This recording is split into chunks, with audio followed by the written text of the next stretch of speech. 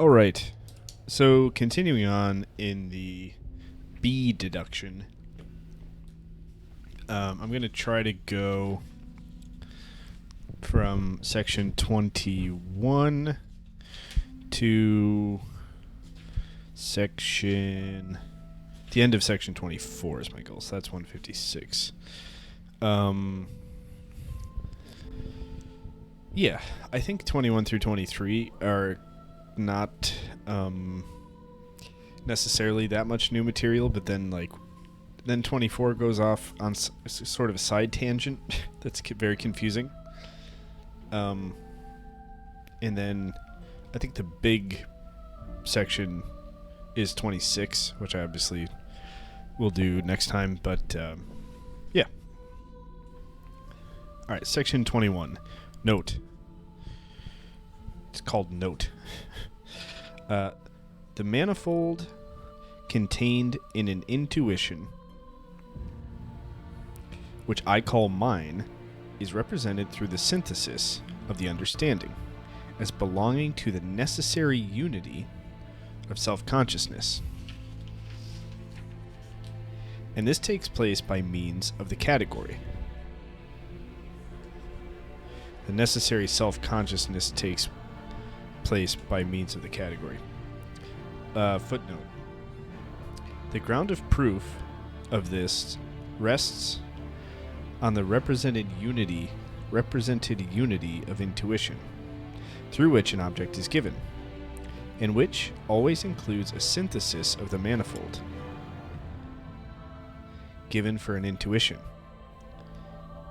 and already contains the relation of the latter to the unity of apperception. Already contains the relationship of the latter, the synthesis, to the unity of apperception. Okay. The category indicates, therefore, the empirical consciousness of the given manifold of an intuition is subject to a pure a priori self-consciousness, in the same manner as the empirical intuition is subject to a pure sensible intuition that likewise takes place a priori. Okay, e.g. the transcendental aesthetic. I'm going to read that again. The category indicates, therefore, that the empirical consciousness of the given manifold of an intuition is subject to a pure a priori self-consciousness. Okay. In the same manner, the self-consciousness is necessary in order for a given manifold to be synthesized and then, be within one consciousness. So I guess that's the a priori aspect of it. I still don't necessarily understand why the categories have to apply. But in the same manner as the empirical intuition is subject to a pure sensible intuition that likewise takes place a priori. Hence, in the above proposition, a beginning is made of a deduction of the pure concepts of the understanding. In this deduction, as the categories arise in the understanding alone,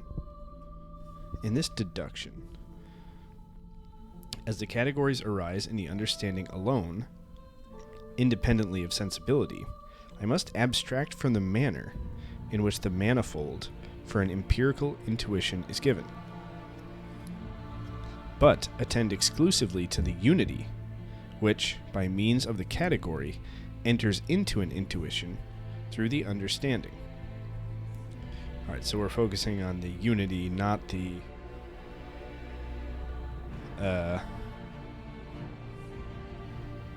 okay. In what follows, section 26, that's the big one, we shall show that the manner in which the empirical intuition is given in sensibility, that its unity is none other than that which is prescribed by category, according to section 20. That's what we're reading. No, we're at 21. To the manifold of a given intuition in general. Thus only that is, by showing the a priori validity of the category with respect to all objects of our senses, will the purpose of our deduction be fully attained.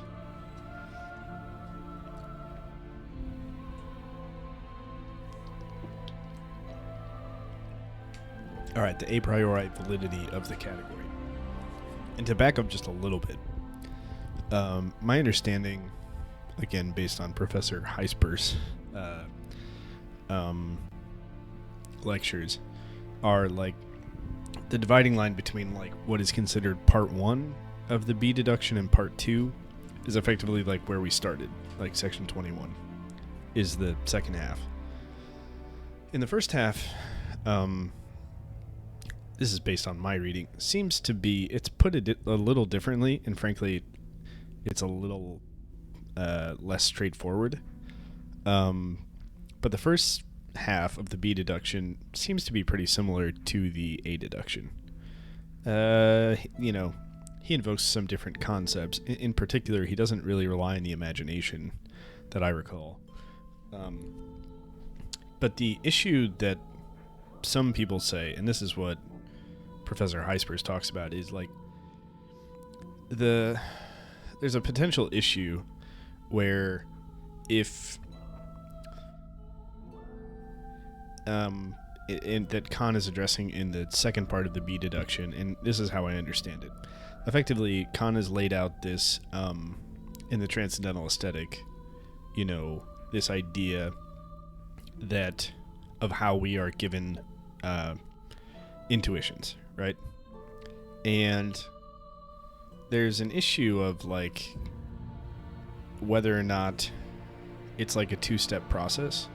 Like first we get the intuition, and then there's some sort of synthesis where the category is placed on it. And in that situation, it seems a bit like maybe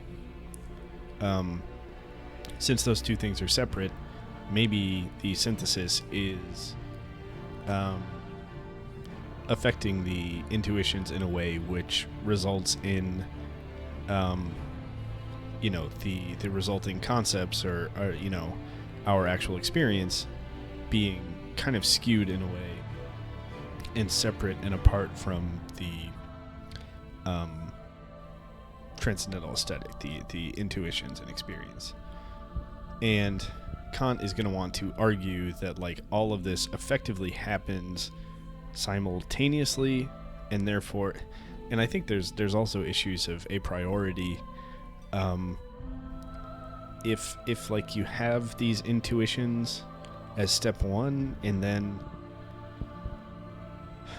I don't know, it seems like weird that like, okay, we would bring space and time a priori to experience in the transcendental aesthetic step one, and then we experience that, and then a priori after that we bring the categories to bear on what we experienced. I don't know. It seems like if the stuff is a priori and necessary, it would apply to the experience simultaneously. And like, I don't know, could there be a situation where okay, we have experience, but it sidesteps the second part, and therefore doesn't that kind of, how is this the second part a priori necessary to experience? I mean, if it's not, then why is anything? So I don't know. So that's my understanding of kind of what Kant is trying to do in the second part. And I think the climax of that is really section 26.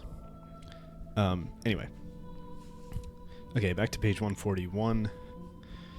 There is one thing, however, from which I could not abstract in the above proof.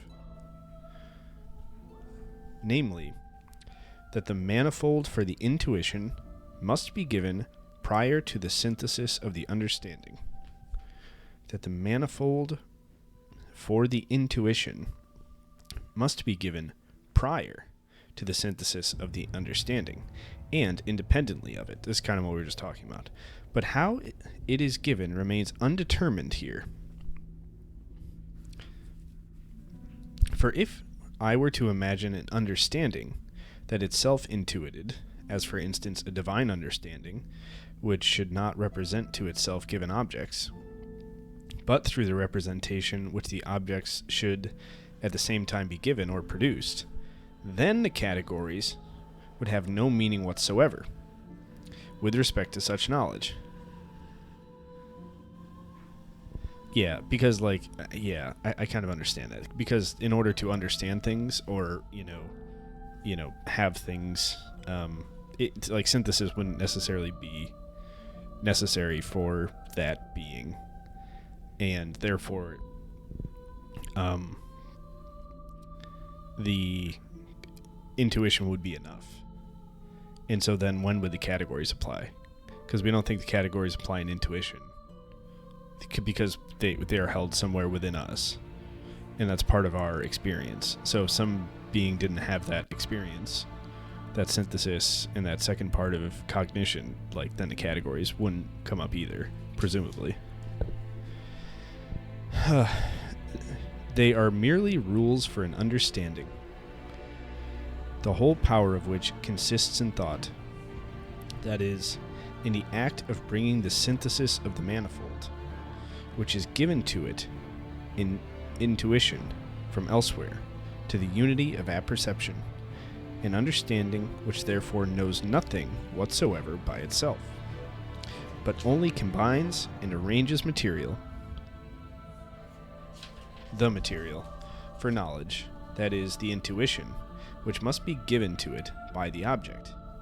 This peculiarity of our understanding, that it produces unity of apperception a priori, only by means of the categories, and only categories of this nature and number, cannot be further explained, just as it cannot be further explained why we have precisely these and no other functions of judgment, or why time and space are the only forms of our possible intuition. End of section. Section 22. The category admits of no other use. The category admits of no other use for the knowledge of things than its application to objects of experience. And I think here Kant is going to make the point that the categories apply to objects that we actually experience, e.g. things that actually come through intuition and sensibility in the transcendental aesthetic portion of this, but not necessarily things that we posit in our mind. So if you have an idea of something, that isn't necessarily funneled through the categories. So let's see why he has that limitation. To think an object, then, is not the same as to know an object. Knowledge involves two parts. First, the concept, through which an object is thought at all, the category. Secondly, the intuition, through which it is given. If no intuition corresponding to the concept could be given, the concept would still be a thought. Secondly, the intuition through which it is given. If no intuition corresponding to the concept could be given, the concept would still be a thought as far as its form is concerned, but it wouldn't be like a reality. But it would be without any object, and no knowledge of anything would be possible by means of it, because, as far as I would know, there would be nothing, and there could be nothing, to which my thought could be applied. This is like the intuitions without concepts are useless, and concepts without intuitions are blind, or whatever point, I think. Now, the only intuition possible for us is sensible. See the aesthetic. The thought of an object in general, therefore, through a pure concept of the understanding, can become knowledge for us only to the extent that this concept is referred to objects of the senses. Sensible intuition is either pure intuition, space and time, or empirical intuition of that which is immediately represented through sensation, as real in space and time. By means of determining pure intuition, we can gain a priori knowledge of objects as appearances in mathematics, but only with regard to their form. But whether there are things which must be intuited in this form remains unsettled. Okay. Meaning we can picture things in our mind's eye and, get knowledge of objects, but whether or not there are corresponding real things that could be intuited related to those objects remains unsettled, and we don't have knowledge until we actually figure that out.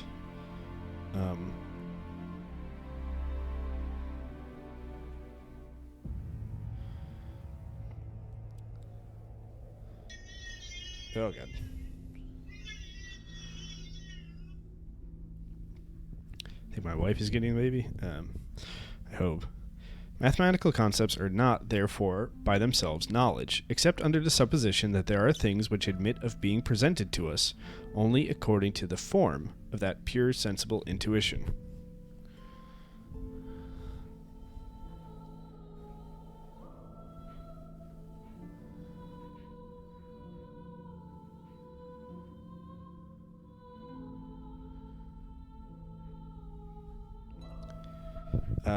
Mathematical concepts are not, therefore, by themselves knowledge, except under the supposition that there are things which admit of being presented to us only according to the form of that pure, sensible intuition.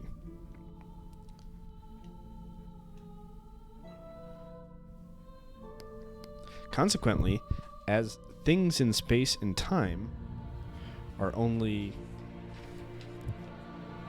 given insofar as they are perceptions, as representations accompanied by sensation, that is, only through empirical representation, the pure concepts of the understanding,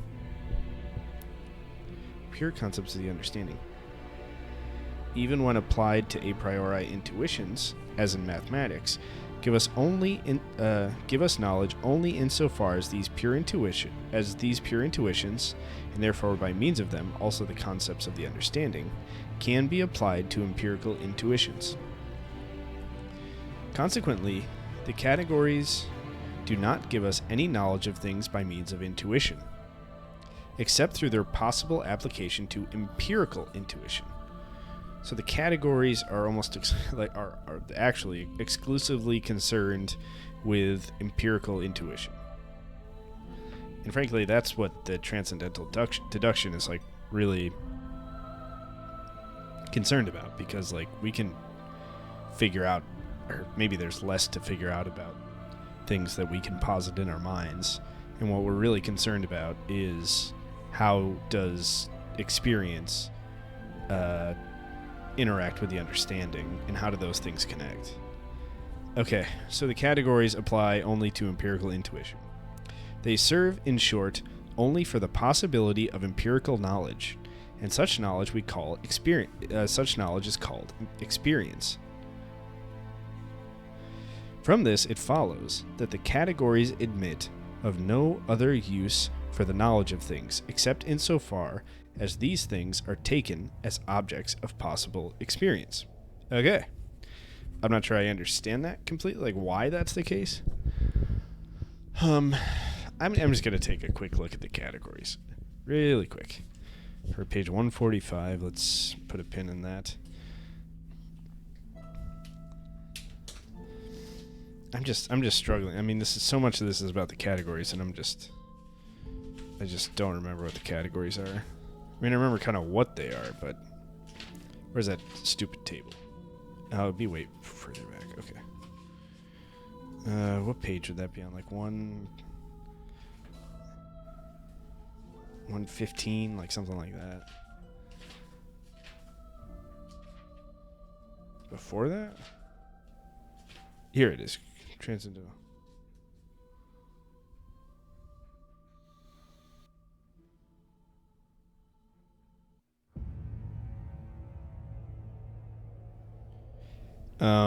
Okay, sorry. Okay, here's the table of the categories.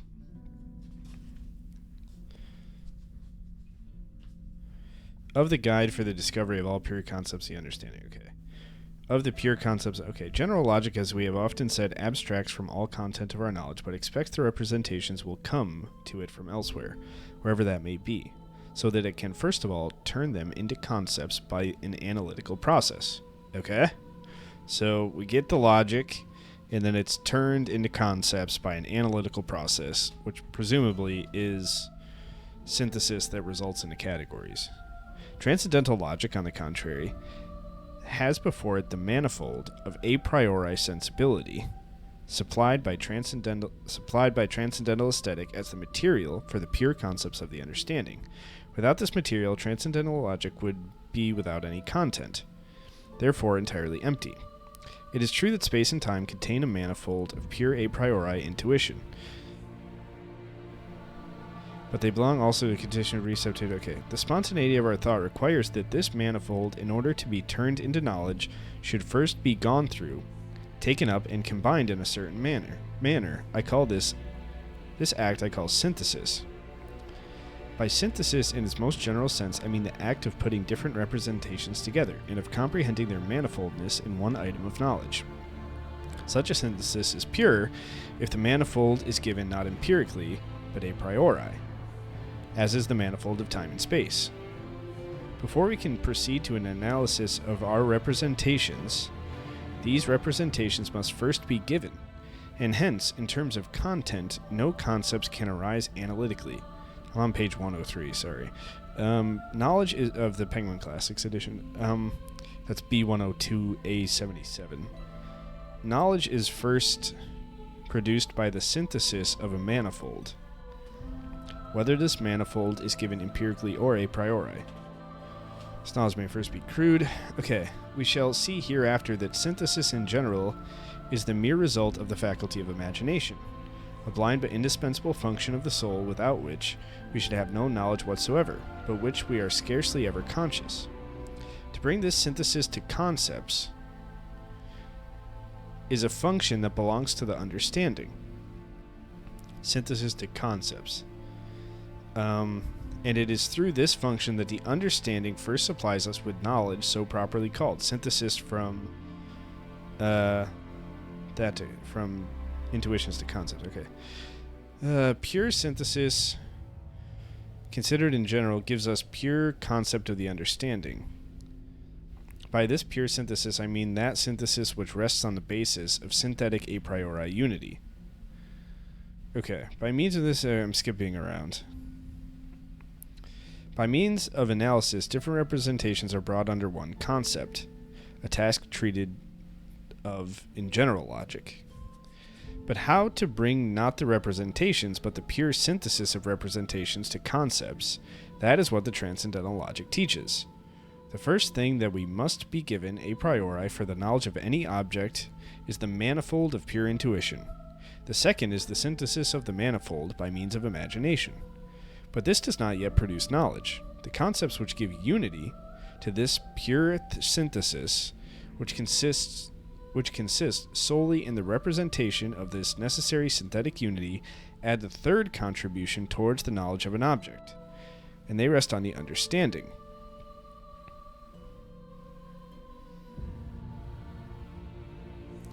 The same function which gives unity to the various representations in a judgment likewise gives unity to the mere synthesis of various representations in an intuition. And this unity may in a general way be called the pure concept of the understanding. The same understanding, and through the same operations by which it produced, in concepts, the logical form of judgment by means of analytic unity, also introduces a transcendental content into its representations by means of synthetic unity of the manifold in intuition in general. Okay, last paragraph till we get to the actual table of categories.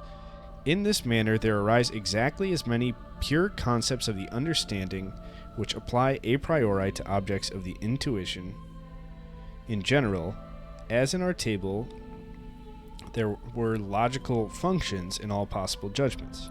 So these are pure concepts of the understanding which may apply a priori to objects of intuition. And we're learning about why they are only intuition right now. Okay, for these functions of the understanding are completely exhaustive and they comprehend its entire ability. We shall, with Aristotle, call these concepts categories, for our intention is originally the same as his, though it widely diverges from his in execution. Table of categories. So we have 1 of quantity, we have unity, plurality, and totality. 2 of quality, reality, negation, limitation. 3 the inherence and subsistence, the causality and dependence of community, reciprocity between agent and the patient. 4 modality, possibility, impossibility, existence, non-existence, necessity, contingency. This then is a list of all original pure concepts of synthesis that the understanding contains a priori. So these are the possible ideas. So we get data through experience. So we get sensibility, intuitions, etc. The way that our mind takes that, and I remember this from this part now, is we get that through logic. So there's the transcendental logic. There's the table of logic that we talked about, and that's the possibility, the initial possibility for those intuitions. And then, before we can take that and make it into knowledge, because I think I described that as kind of the syntax of everything, before we can take that and make that into knowledge, we essentially need to synthesize that, which, now maybe is a synthesis of the logical syntax plus the experience data, the data of sensory data, etc., combined. And the only way that we combine them is we can, a priori, we bring this table of the categories, and this is the possibility for the potential ways of modes of synthesis, which then results in potential knowledge. Okay. Honestly, my biggest issue here is, what the fuck do these categories mean, man? The logic kind of makes sense to me, and it's idea-based, language-based kind of stuff, but I don't know about the table. I think I need to revisit some stuff on the table of the categories, because these seem kind of weird to me and unintuitive as to what they might actually mean. Okay.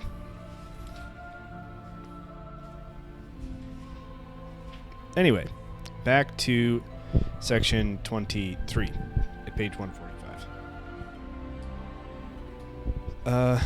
The above proposition is of the greatest importance, for it determines the limits of use of the pure concepts of the understanding with regard to objects, in the same manner as the transcendental aesthetic determined the limits of the use of the pure form of our sensible intuition. Okay, the above is because it determines the limits of the use of pure concepts of the understanding with regard to objects, okay?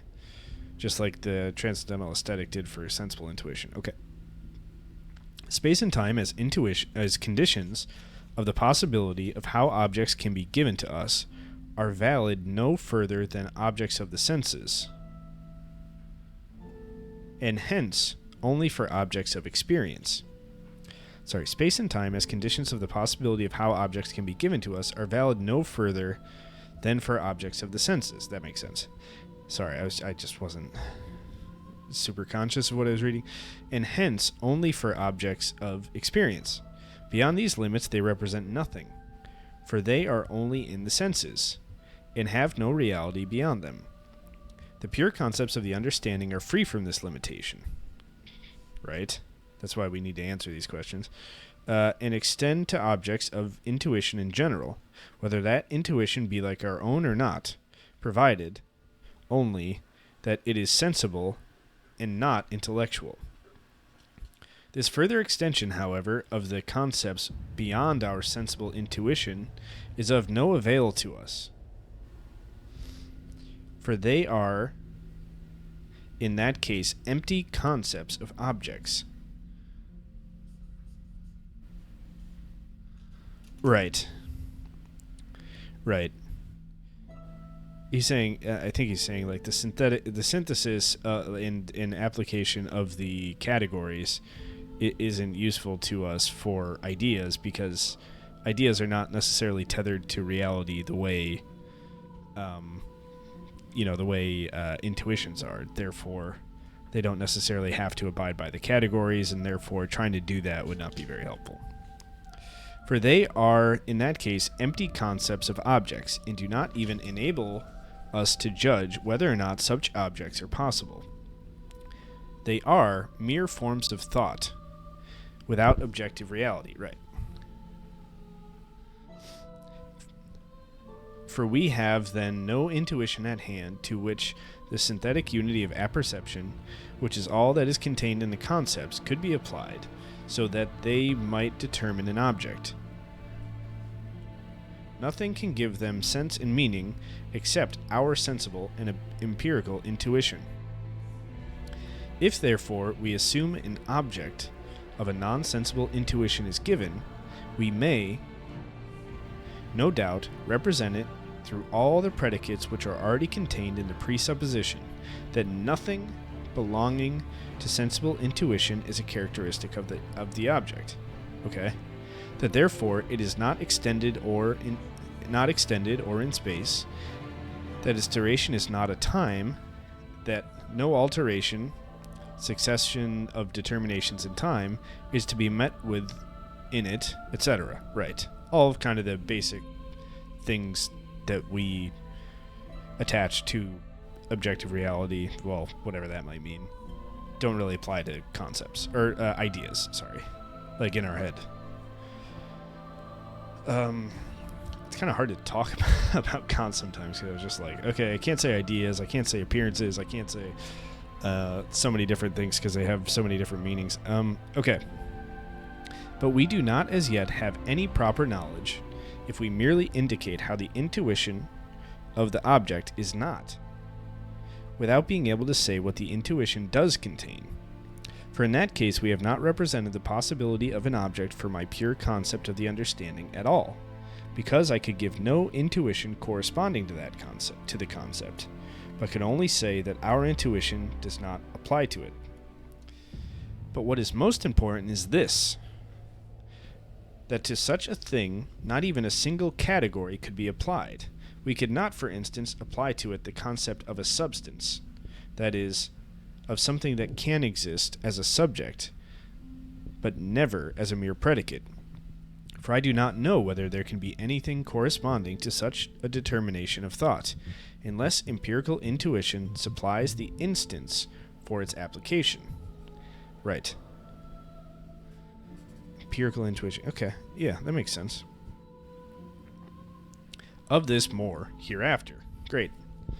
Okay, and this is like the big section, and I'm trying to recall what the side tangent is. It'll probably come to me once I actually get into it.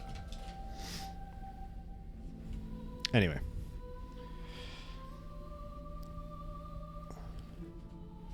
Alright, section 24. Of the application of the categories to objects of the senses in general.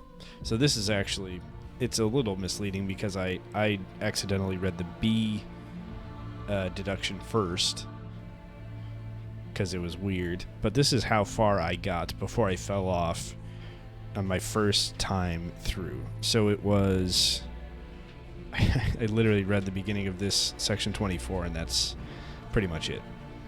And frankly, I don't remember having any clue what was going on in any of the preceding sections in the B deduction.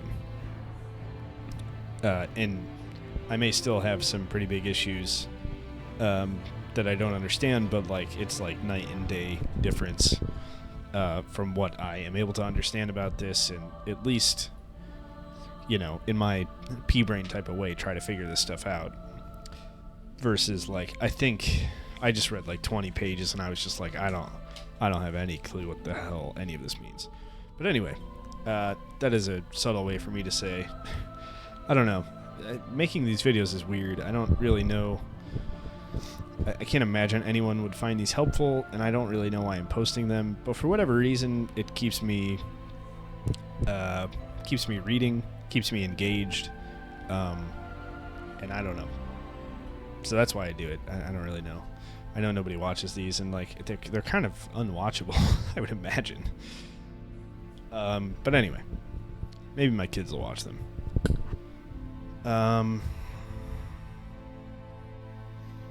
Love you, kids. If you happen to be listening to this long after my death, and the internet's still working, it's not some sort of Thunderdome situation. Okay, enough of that. Section 24. Of the application of the categories to objects of senses in general.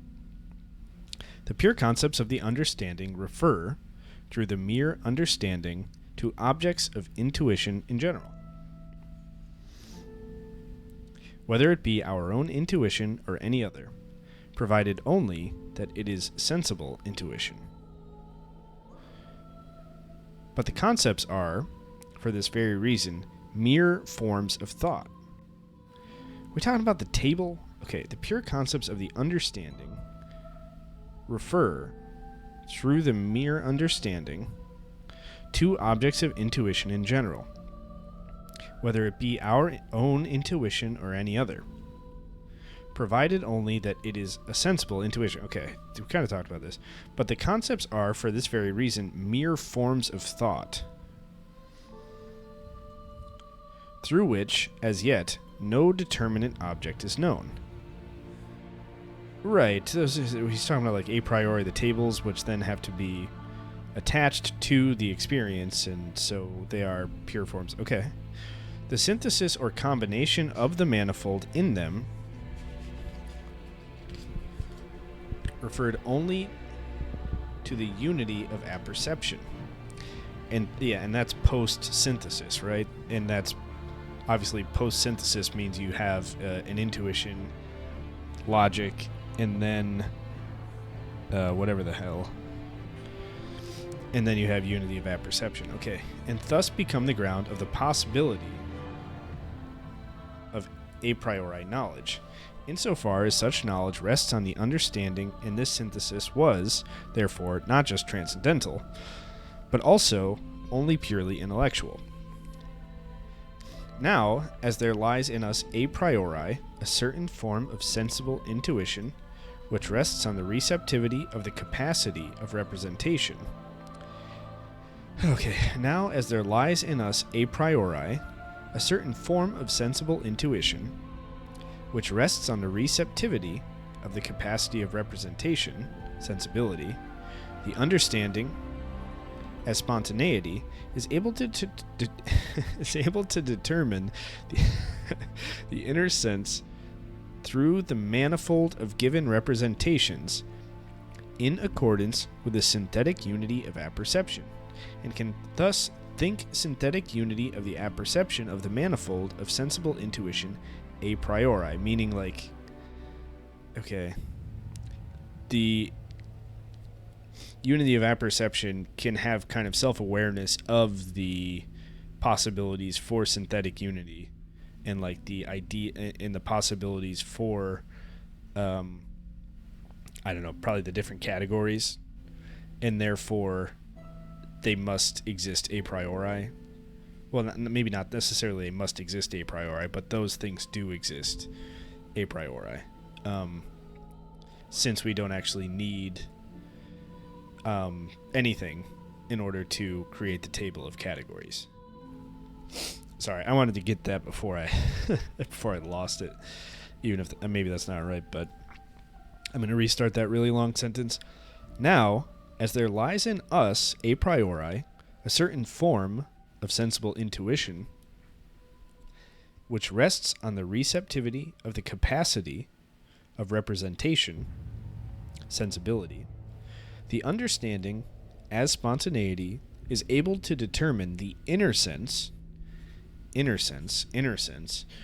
through the manifold of given representations, in accordance with the synthetic unity of apperception, and can thus think synthetic unity of the apperception of the manifold of sensible intuition a priori. This unity being the condition to which all objects of our human intuition must necessarily be subject.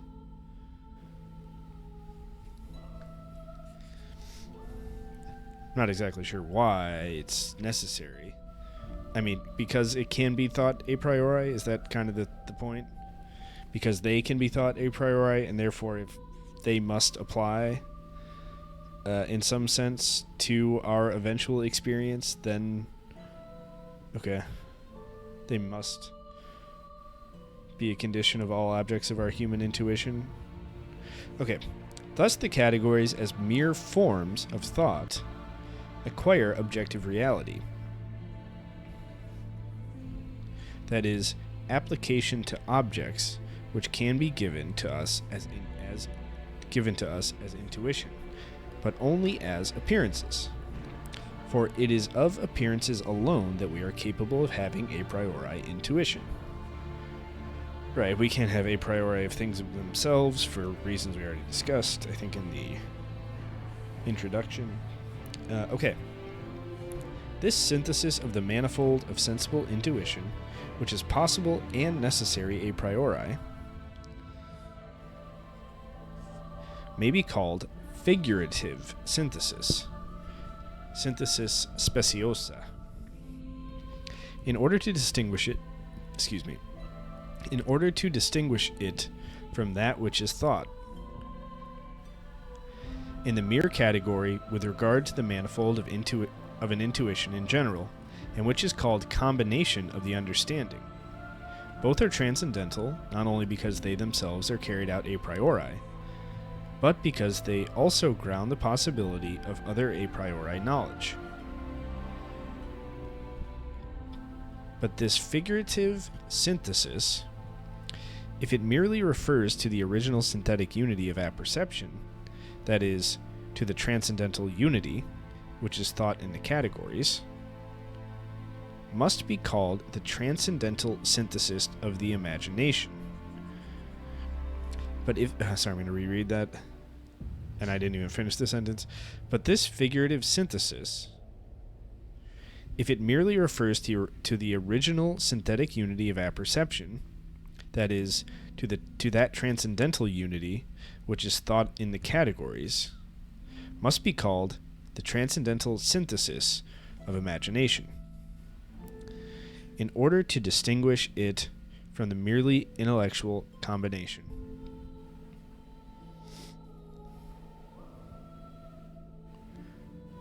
Okay, imagination is the faculty... Imagination is the faculty of representing an object in intuition even without its presence. As all our intuition is sensible, imagination, because of the subjective condition under which alone it can give a corresponding intuition to the concepts of the understanding, belongs to sensibility.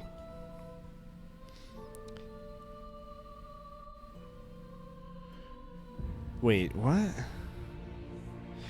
As all our intuition is sensible, imagination, because of the subjective condition under which alone it can give a corresponding intuition to the concepts of the understanding, belongs to sensibility.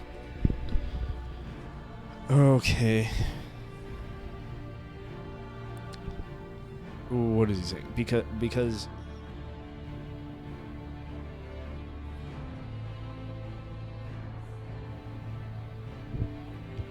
he's saying imagination because it is effectively taking the representations through intuition and transforming them in a way,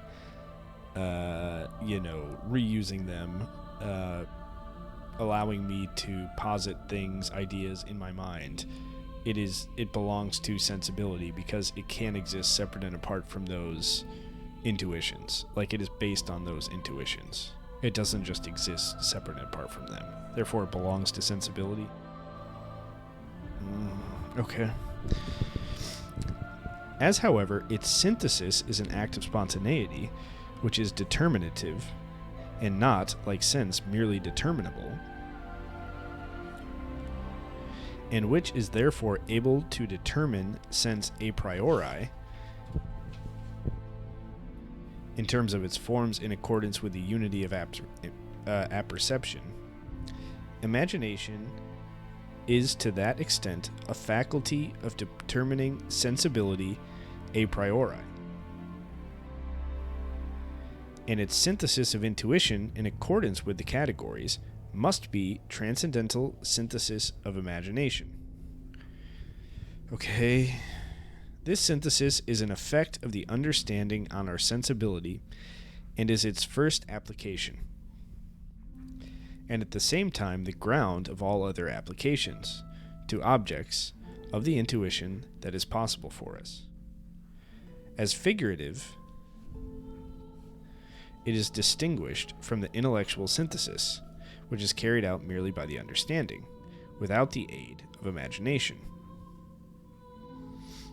Insofar as the imagination is spontaneity, I occasionally also call it the productive imagination. So there's effectively an imagination for merely intellectual synthesis, like meaning like ideas in my mind, but also a productive imagination, distinguishing from the reproductive, the synthesis of which is subject only to empirical laws, namely to the laws of association.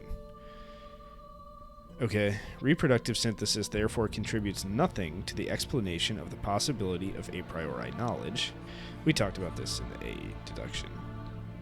And thus belongs in psychology and not to transcendental philosophy. Yeah, and like the reproductive synthesis is kind of based on experience and extrapolating from that. Did I say reproductive experience? Did I say synthesis? I don't remember what I said. Reproductive synthesis is what I meant. Or imagination, whatever. Okay.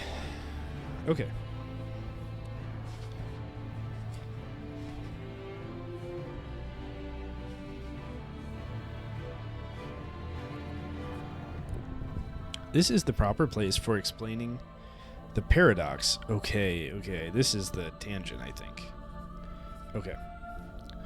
This is the proper place for explaining the paradox which must have struck everyone in our exposition of the former of inner sense, section 6, namely how inner sense, sorry. That's why my ears perked up for inner sense earlier. I knew that it was important eventually.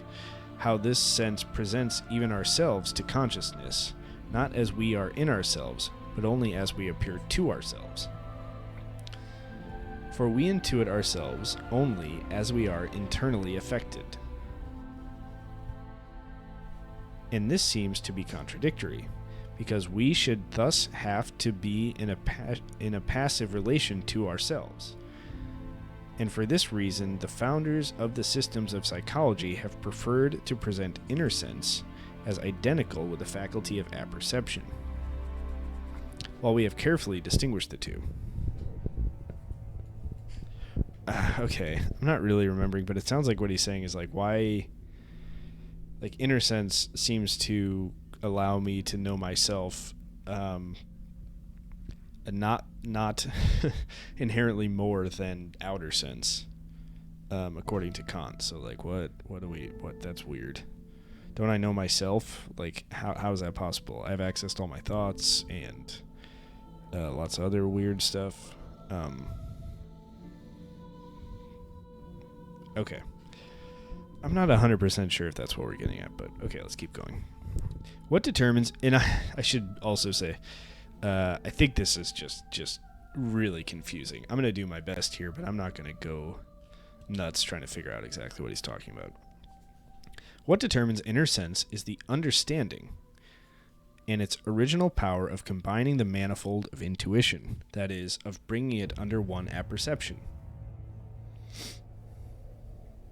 This apperception being the very ground of the possibility of the understanding itself. Now, in us human beings, the understanding is not itself a faculty of intuitions, and cannot, even if intuitions were given in our sensibility, take them up into itself, in order to combine, as it were, the manifold of its own intuition. Now in us human beings, the understanding is not itself a faculty of intuitions, and cannot, even if intuitions were given in our sensibility, take them up into itself, in order to combine, as it were, the manifold of its own intuition. Okay. I think what he's saying is like, the understanding doesn't provide us with any kind of intuitions, experience, whatever. It is. He probably wouldn't use these words, but it is a receptacle. Like, it is something through which experience is funneled through, and I think what he's saying is that is also true for our experience of ourselves. It is not something that just exists in the understanding, even though it feels closer to the understanding because it is somewhere within us.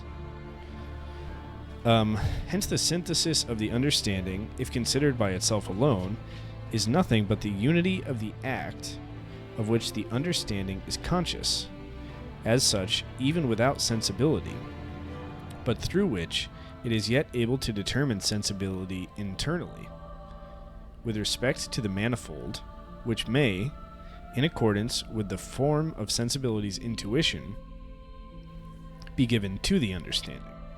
Okay. The understanding, therefore, under the name transcendental synthesis of imagination, performs this act on the passive subject, whose faculty it is, and we are right in saying that the inner sense is affected by that act, the apperception with its synthetic by the act. The apperception with its synthetic unity is so far from being identical with the inner sense that, as the source of all combination, it rather applies to the manifold of intuitions in general, and, under the name of the categories, and prior to all sensible intuition, to objects in general. Inner sense, on the contrary, contains the mere form of intuition, but without combination of the manifold in it, and therefore, as yet, contains no determinate intuition, which becomes possible only through the consciousness of the determination of the manifold by the transcendental act of imagination. Right, meaning our inner sense is only occurs when we do stuff. It's not like just always accessible to us, contrary to it being within us. The synthetic influence of the understanding on inner sense, which I have called the figurative synthesis. This we can always perceive in ourselves. We cannot think a line without drawing it in thought. We cannot think a circle without describing it.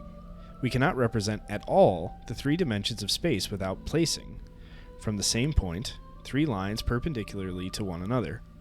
We cannot even represent time except by attending, while drawing a straight line, which is meant to be the external figurative representation of time.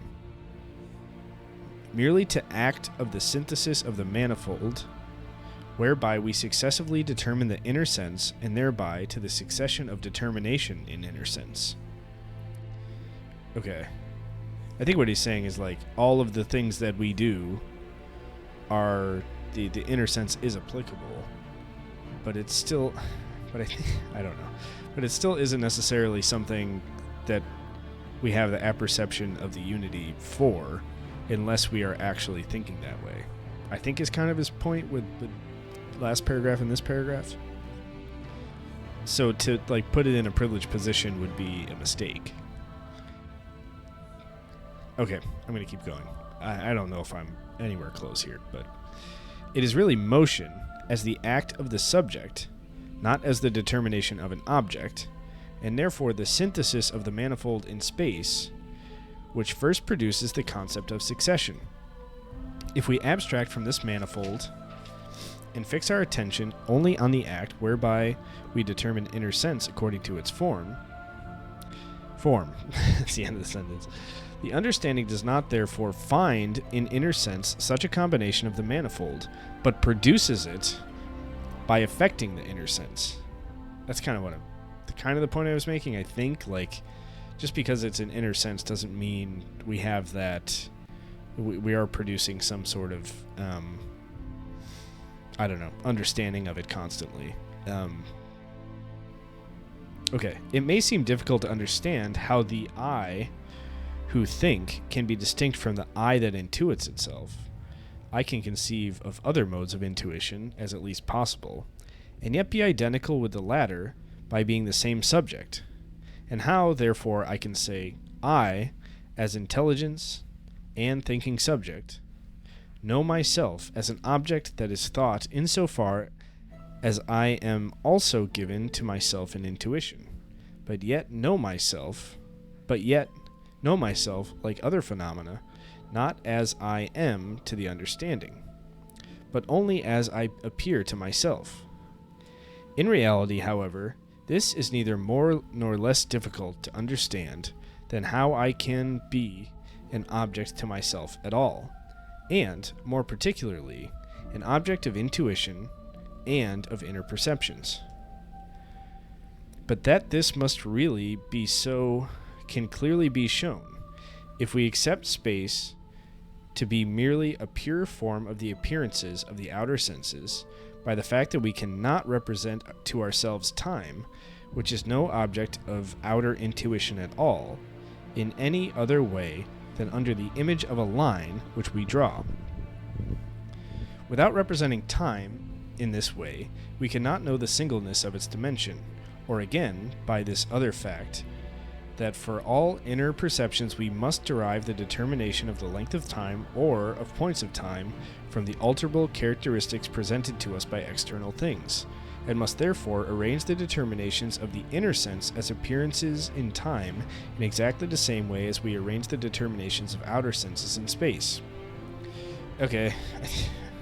At this point, it just feels like he's making the point that outer and inner sense are very similar, and therefore we shouldn't treat them differently. If then, with regard to the determinations of the outer sense, we admit that through them we know objects only insofar as we are externally affected, then we must also admit that with regard to inner sense, that we intuit ourselves through it only as we are internally affected by ourselves. That kind of makes sense. In other words, we must admit, I'm just going to highlight that. I haven't been highlighting, contrary to my typical habit, because I don't know what the hell he's talking about, and I don't, frankly, I don't really care. It's not something I was smart enough to, like, pick up on the contradiction. I love that, maybe it's kind of self-defensive, but he was like, oh yeah, everybody's noticed this contradiction that we've created, but yeah, I didn't. In other words, we must admit that with regard to inner intuition, we know our own subject only as appearance and not as it is in itself.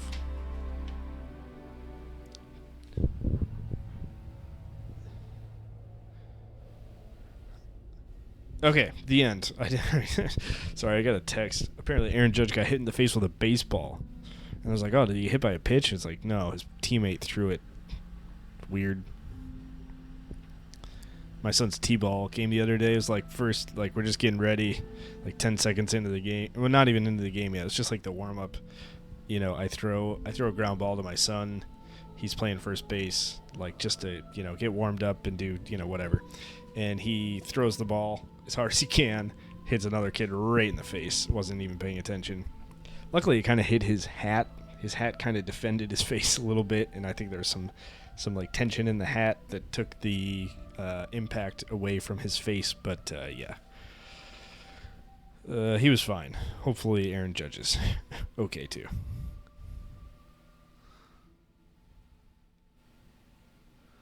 Weird. Okay. All right. So we're at 156. So we got roughly, 15 pages left of the B deduction. Oh man. I have just in the back of my mind been thinking, does this get easier after the B deduction? I don't care if it gets like quote unquote easier necessarily, but I would like it to be more stretched out, if that makes sense. If I could do like one lecture for like 50 pages or 30 pages and I can just be trusted on my own, like if it's sufficiently clear for me to like, because right now it's like for the B deduction, or for the A and B deduction, I'm watching like 3 videos per 25 pages, and it's just like, it's just a lot. I just want to kind of spread my wings and just read the thing, but I can't. But anyway, yeah, we'll keep going.